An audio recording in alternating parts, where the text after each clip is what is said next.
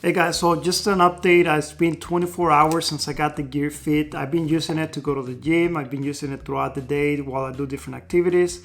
I left it on while I took a shower. I even left it on while I was sleeping last night. And I'm just gonna give you my opinion, my perspective over the past 24 hours. This is not gonna be an in-depth review. I'm not gonna go over all the technical details. Just my personal experience and just sharing that with you. Wearing the Gear Fit throughout the day, it was pretty light. At sometimes I even forgot I had it on. I could tell you a couple of times throughout the day it will bother me, especially on the bottom where the wrist will attach or where it locks. It's just the way the design is. It was not very comfortable on the bottom.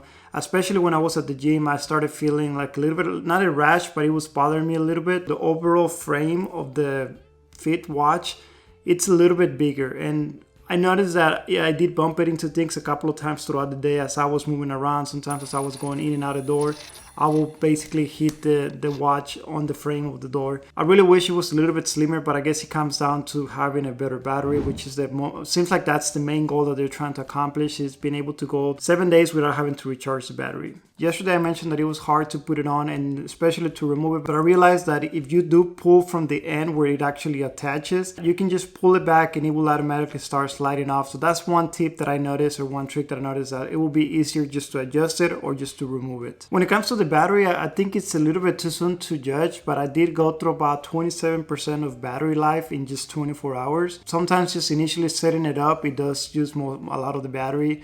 And going through the configurations, I did use it to the gym. Again, I used it while I was sleeping to track my sleep.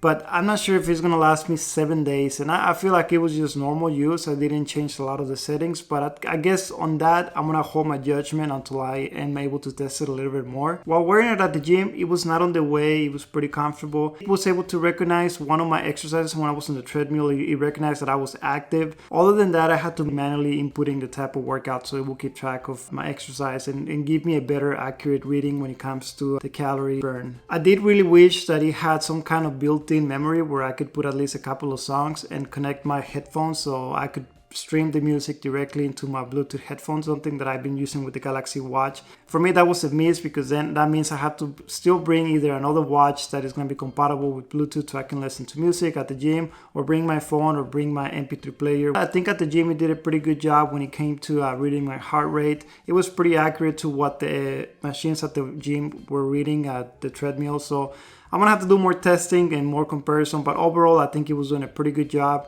throughout the day. When I was doing more extreme workouts, I could tell it was actually reading it. My sweat did not get on the way, something that I experienced before with the Galaxy Watch, where a lot of times it will not give me a reading, or it will tell me that I had to move the watch or clean it up, because so I guess the sweat will get on the way of the reading. The AMOLED display, it was pretty clear. I mean, the colors are pretty vivid. There's no issues when it comes to the quality of the display, even though the display it is pretty small, it's 0.95 inches.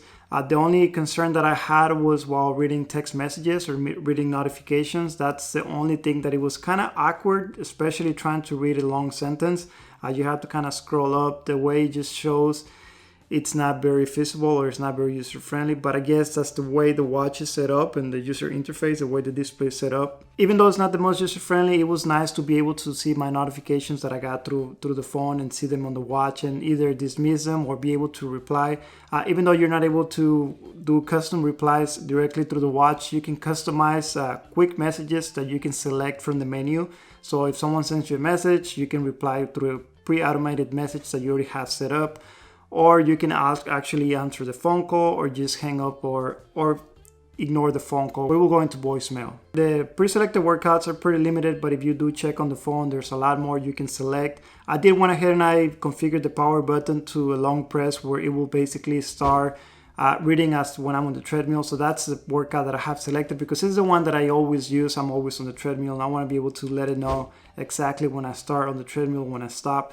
Other than that, I was just able to basically navigate around and select all the pre-workouts as I was moving from one exercise machine to the other. And of course, it's not going to have a GPS, so if you go out for a run, it's going to be hard to just like map my run, something that we kind of got used to the other Samsung smartwatches that we've been able to do in the past. Moving to the sleep tracker, I think it did a pretty decent job. I mean, I'm going to test it more, but that one night of sleep, I remember waking up in the middle of the night a few times, and it's pretty accurate to the time that I woke up. So I want to say it did a pretty good job knowing when I went to sleep, when I woke up, and the times that I woke up in the middle of the night. And when I went to sleep, I was able to quickly go through the quick panel and select the good night sleep mode, which allowed me to make sure the watch didn't come on accidentally while I was sleeping. And in the morning when I woke up, I just basically turned off that feature. And talking about the quick panel, there's a few options. There's not a lot of options you can select on this watch. It's easy to get to it. It's easy to navigate around it. If you want to just basically turn off the notifications, enable the notifications, a couple of other things. If you want to find your phone, it's very easy to get to it.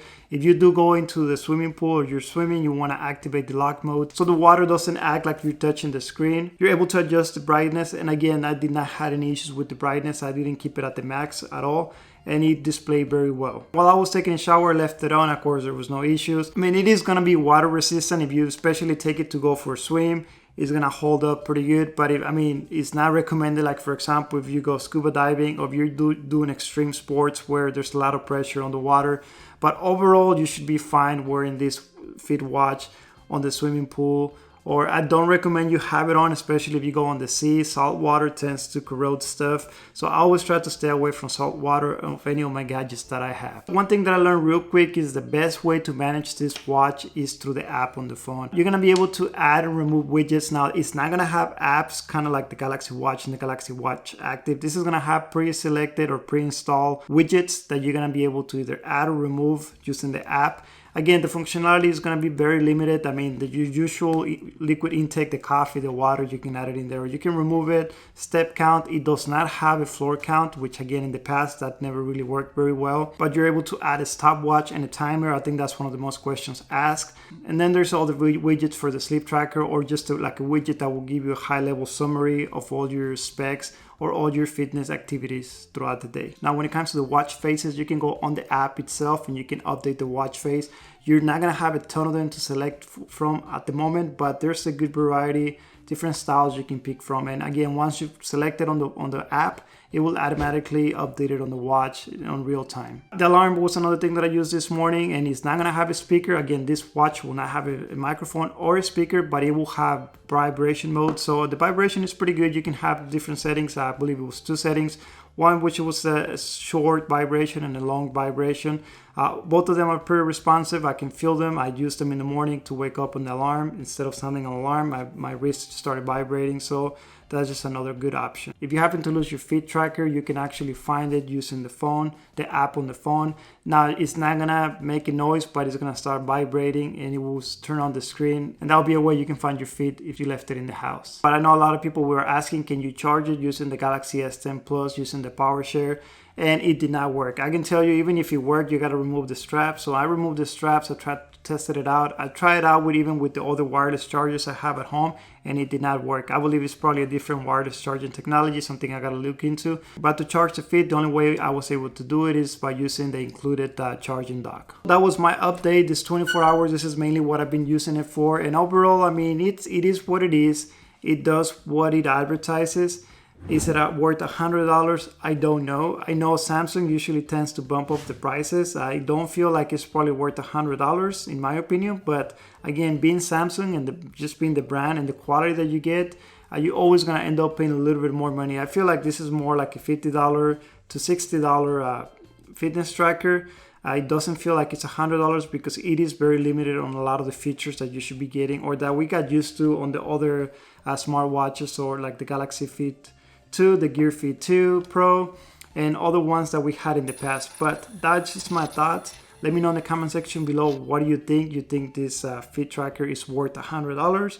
Are you thinking about getting it? Do you have any questions that you would like me to answer on my future review of it? Let me know in the comment section below. Thank you for watching. Don't forget to hit the like button, and I'll see you on the next one.